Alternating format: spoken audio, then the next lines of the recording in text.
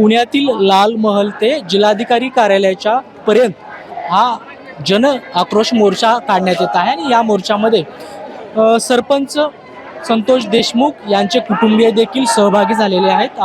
आपण त्यांच्यासोबत संवाद साधण्याचा प्रयत्न करूयात। दादा, खरं तर संतोष देशमुख यांची हत्या झालेली आहे, आज बरेच दिवस उलटलेले आहे, परंतु अद्यापही काही आरोपी जे आहेत ते मोकाट आहेत। न्याय मिळेल वाटतं?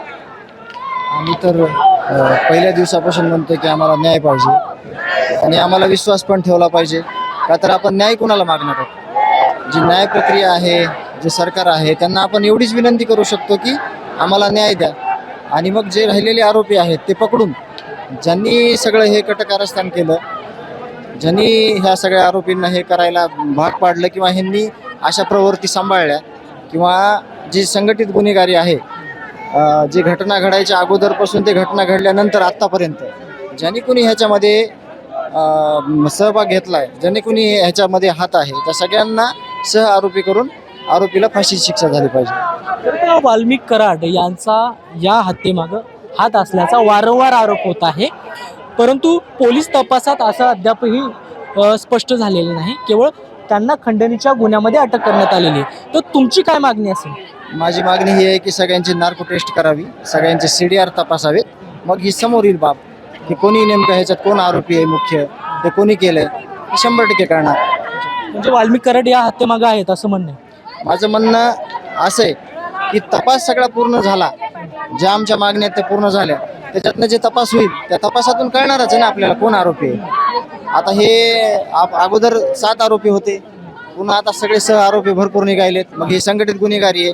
म्हणून आज आकडा किंवा नाव घेण्यापेक्षा ह्याच्यामध्ये जे कोणी आहेत त्यांना फाशी शिक्षा झाली पाहिजे। परंतु आज बीडची जी परिस्थिती निर्माण झालेली आहे, खरं तर बीडची तुलना आता बिहार सोबत व्हायला लागली आहे, कोण याला जबाबदार आहे? याला मला जेवढं मी आत्तापर्यंत बघितलं, ह्या प्रत्येक आरोपीवर 10, 15, 20, 25 पर्यंत केसेस आहेत पहिले, काही आरोपी ह्याच्यातले फरार आहेत कायमचे। तर ह्यावर ज्या त्या टायमाला जर कारवाई झाली असती तर हे पुढील गुन्हे, माझा भाऊ जिवंत असतात, तर माझी मागणी आहे की ज्या त्यावेळेस हे आरोपी जर ह्यांना शिक्षा झाली असती तर पुढील गुन्हे घडले नसते। याला कोण जबाबदार आहे? मग ह्याला म्हणजे संबंधित जिथं घडलेल्या घटना आहेत ह्या, तिथील संबंधित पोलीस स्टेशननं का कारवाई केली नाही, कशामुळे कारवाई केली नाही, त्यांना कोणी सांगितलं कारवाई काय न करायला, हे माहिती आपण घेतली पाहिजे। पोलीस यंत्रणा कोणाच्या दबावाखाली आहे असं वाटतं? कारण कारवाई होताना दिसत नाही असं तुमचं म्हणणं आहे? आता तुम्हीच बघा ना, 25 केसेस आहेत, 20 केसेस आहेत, 10 केसेस आहेत प्रत्येकावर, ह्यांना का सजा झाली नाही ह्याच्या अगोदर? यांना का कायदा कळला नाही? यांना का म्हणजे कायद्याचा काय जरा असतो तो कळला नाही? त्याचं त्याच वेळेस झाला असता तर ही घटना घडली नसते।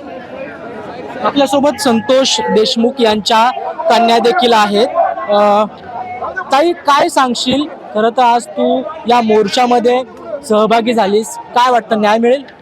न्याय मिळेल वाटते आणि आज आम्ही इथे न्याय मागायला आलोय आणि आम्हाला न्याय हा मिळालाच पाहिजे। खरं तू एक लेख आहेस, तुझे अनेक जी भाषणं आहेत ती सगळ्यांनी पाहिलेली आहेत, तुझा आक्रोश पाहिलेला आहे।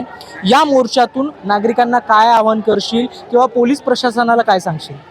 आव्हान हेच की जे आरोपी आहेत तुम्ही त्यांना लवकरात लवकर अटक करा आणि कठोरात कठोर कारवाई द्या आणि आम्हाला न्याय मिळवून द्या। तुझे जे वडील आहेत संतोष देशमुख यांच्या हत्येप्रकरणी काही व्यक्तींची नावं पोलीस जाणून बुजून पुढे आणत नाहीयेत।